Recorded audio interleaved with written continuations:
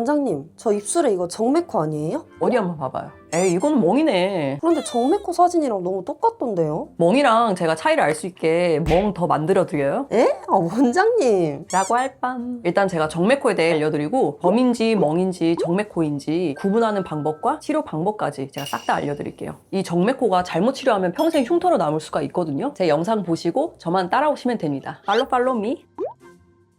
먼저 정맥코가 뭔지 설명드릴게요. 정맥코는 혈관종의 하나로 입술에 푸르스름한 멍울이 생기는 것을 말한답니다. 이게 정맥코 조직 사진인데요. 피가 뭉친 부분이 호수처럼 생기지 않았나요? 보통 0.2cm에서 1cm 정도의 크기가 평균적이고요. 내부에 확장된 정맥이 혈액으로 채워져 있어요. 외부로는 검은 청색 혹은 보랏빛으로 표현되는데 간혹 피멍으로 오해하기가 쉽습니다. 그래서 PD님도 멍으로 오해했을 것 같아요. 이거 대체 왜 생기는 거예요? 입술 정맥코는 원인이 다양한 병변인데요. 크게 4가지 정도로 나눠서 설명드릴게요. 먼저 노화로 인한 정맥벽 탄력 저하가 있습니다. 나이가 들면 혈관벽을 지탱하던 탄성섬유와 콜라겐이 감소하게 되는데요. 그 결과 정맥이 늘어지고 피가 고이면서 입술 표면으로 혈관이 도드라져 보이게 됩니다. 정맥코가 중장년층에서 흔하게 발생하는 이유라고 볼 수도 있죠. 두 번째는 만성적인 자외선 노출에 의한 발생이에요. 입술은 얼굴 중에서도 자외선 차단이 가장 잘 안 되는 부위이고 그렇게 장기간 자외선에 노출되면 피부뿐만 아니라 혈관벽도 손상을 입게 됩니다. 그래서 정맥이 확장이 되고 정맥코가 생기기가 쉬워요. 세 번째, 해부학적으로 얇은 입술 구조예요. 입술은 피부층이 얇고 피하 지방이 거의 없어서 혈관이 바로 드러나는 구조인데요. 정맥을 지탱해줄 완충 조직이 부족해서 조금만 늘어나도 혈관 병변이 눈에 띄게 나타납니다. 마지막은 외상 후의 혈류 변화인데요. 입술에 멍이 들거나 미세한 외상이 반복이 되면 국소 혈류가 원래대로 회복되지 못하고 정맥이 늘어진 상태로 남을 수 있답니다. 미세한 외상은 어떤 경우를 말하시는 거예요? 외상이라 해서 너무 거창한 사고나 상처를 말하는 건 아니고요. 일상에서 쉽게 일어날 수 있는 경우예요. 입술을 세게 깨물거나 부딪히는 경우는 겉으로는 멍이나 상처가 다 빠진 것처럼 보여도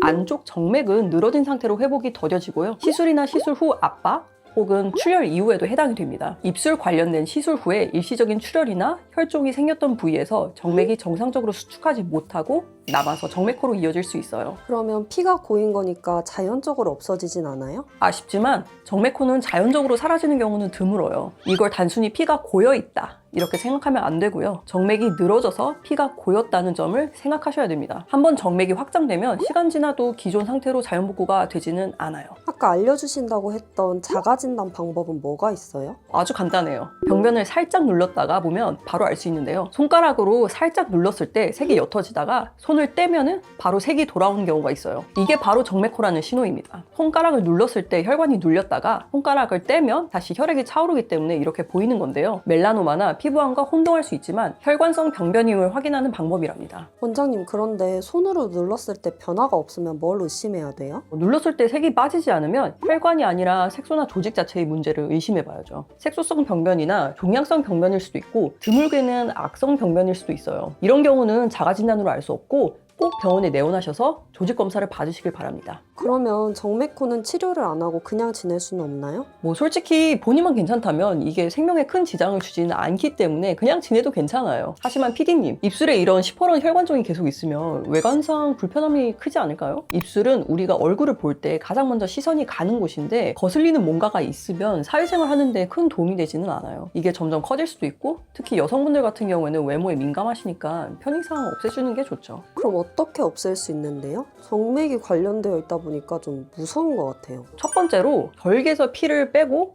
봉합하는 식의 외과 수술처럼 진행하는 방법이 있어요. 이거는 예전에 정맥코를 단순한 덩어리로 판단했을 때 이런 방식으로 제거를 했었어요. 그런데 이 방법은 회복까지도 시간이 너무 오래 걸리고 환자분들도 통증이 심해서 추천드리지는 않습니다. 저 또한 이 방법 말고 간단하게 레이저로 없애는 편이에요. 아까 정맥코를 혈관종이라고 하셨는데 혈관종을 레이저로 없앨 수가 있는 거예요? 그럼요, PD님. 제가 제일 잘하는 그거. 바로 그거. 레이저로 없앱니다. 혈관 레이저로 한두 달 간격으로 1회에서 3회 정도 진행하시면 충분히 없어질 수 있어요. 통증은 레이저가 조사될 때 살짝 따끔한 정도? 그리고 외과적인 수술이 아니라서 기절계의 회복도 빠르죠. 혈관 레이저는 레이저 파장대로 크게 두 가지로 나눌 수 있는데요. 500나노미터대 파장대와 1064 파장대의 레이저가 있어요. 저 같은 경우에는 정맥코는 1064 파장대의 레이저로 치료를 하는 편입니다. 이 방법은 여러 논문에서도 담겨있는 부분이에요. 롱펄스 레이저를 통해서 정맥코를 효과적으로 치료했다는 보고가 많이 되었어요. 이 이 논문을 읽어보면 작은 크기의 정맥코나 큰 정맥코 모두 롱펄스 레이저로 효과를 많이 받고 추가적인 수술이나 기타 치료법은 더 필요하지 않았다는 보고가 있어요. 실제로 저도 정맥코를 1064 파장대 레이저로 치료했을 때 많은 환자분들이 빠르게 호전되는 걸 임상으로 느끼고 있답니다. 정맥코가 좀 더 깊은 층의 레이저가 조사되어야 좋은 건가요? 맞아요. 정맥코는 표면에만 에너지가 머무는 레이저로는 겉색이 아주 잠깐 옅어질 수는 있어도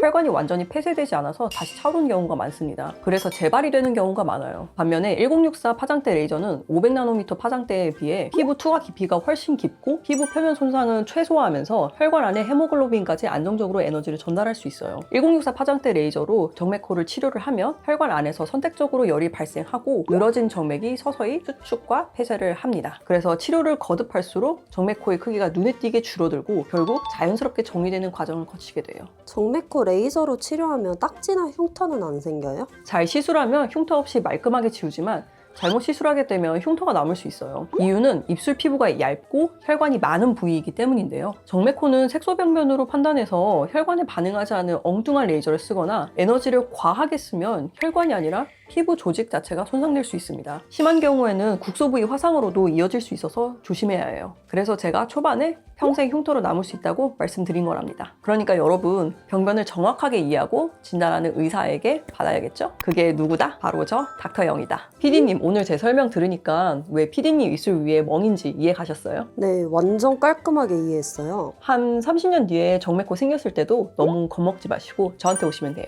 원장님 그때까지 병원 하시게요? 당연하죠. 저 PD님 기미 생길 때까지 쭉 하고 있다가 싹 케어 해드릴 테니까 저한테 오시라고요. 이 영상을 보시는 다른 분들도 정맥코 치료나 다른 색소 치료 받으시러 언제든 닥터 영한테 찾아와 주세요. 빛나는 피부를 만들어 드릴게요. 안녕.